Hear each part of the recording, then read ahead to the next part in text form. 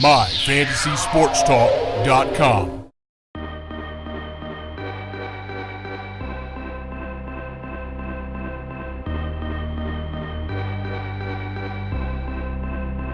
Dan was referencing my Tennessee Titans, and it's not that I hate any of the guys that they picked. And I wanted to get your opinion on this, Dan. I just thought the focus was all wrong. Your defense was ranked third best in the NFL last year.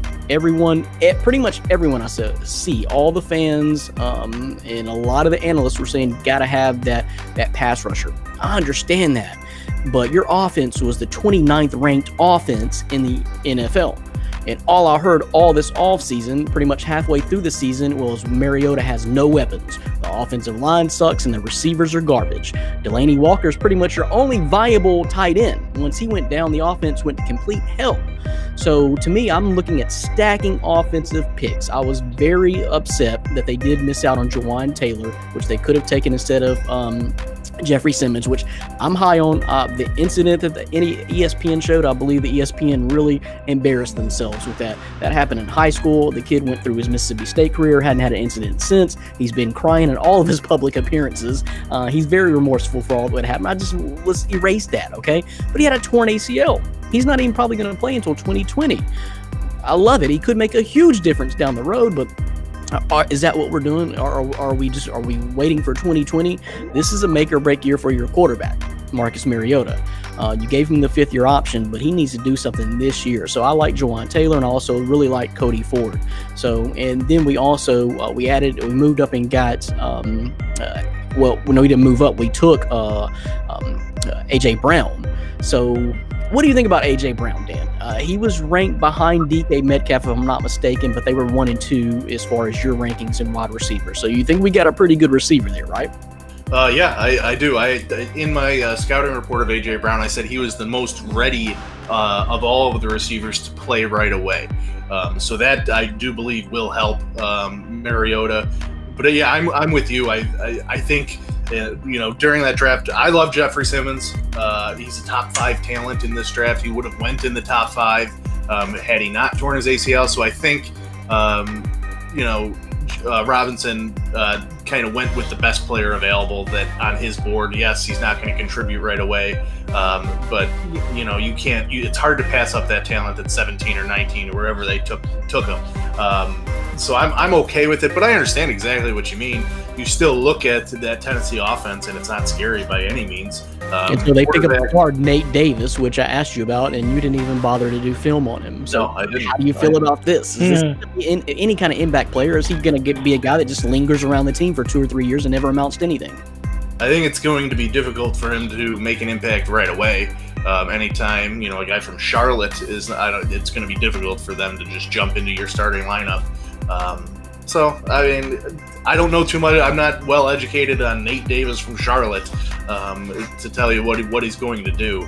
But I didn't obviously have him ranked in my top 10 linemen because I scouted all my top 10 there, and he didn't hit it. So, this was a very weak offensive line draft. If you missed out on those top guys, right, you were not getting anybody who was going to be special. So, like you said, Jawan Taylor, who was my number 2 tackle. Who went to a division rival. Yep. Yeah. The Jags won the first 2 rounds of that draft. And Cody Ford, coming to Buffalo, that's heartbreaking to me. A guy who doesn't like to see the Bills succeed living in Buffalo. So that was hard. He was top on my board as far as needs go for the Tennessee Titans, and just in my opinion, I'm no expert, but I think I know I can analyze a team and see what team needs are. And when your offense is ranked 29th last and you can't score 18 points and your defense is in the top 3, I'm stacking offense. They didn't address tight end, which I think we need to do desperately because Delanie's 35 coming off a whole missed year off a broken ankle. We got to have more than just Delanie going down killing our offense. And a lot of the good teams are running 2 tight ends now. You really need 2 good tight ends to really be a successful offense in the NFL, or at least have 2 options. We don't. Jonnu Smith and who's the other guy, Dan? Anthony Ferkser. That ain't going to get it. I'm no problem. He might make New Breed's fantasy team, but he's not going to make that Tennessee starting lineup. So still need to address a tight end. So anyway, that was just I don't hate any of the players. I'm just thinking, why are we stacking? We had 6 picks and 4 of them were on the defensive side of the ball. 2 of them were on the offensive side of the ball. One was a guard who may not ever really play, and one of them was a receiver, which I like, but that you're still not helping Mariota, who is in a make or break year, in my opinion. I'm just saying we need backup. I would have drafted multiple offensive linemen and probably at least a tight end. But hey, my theory now is do what you got to do. It's just a matter of time before Tannehill comes in and outshines Mariota in training camp and preseason games, and you got a quarterback controversy on your hands. So I'm just ready for it to play out now. But I'm almost just ready for it to play out and just be done with it. This is everyday conversation. So just not the way I would have drafted. I have faith in John Robinson. I love John Robinson. He's added talent. He's got us to where we are.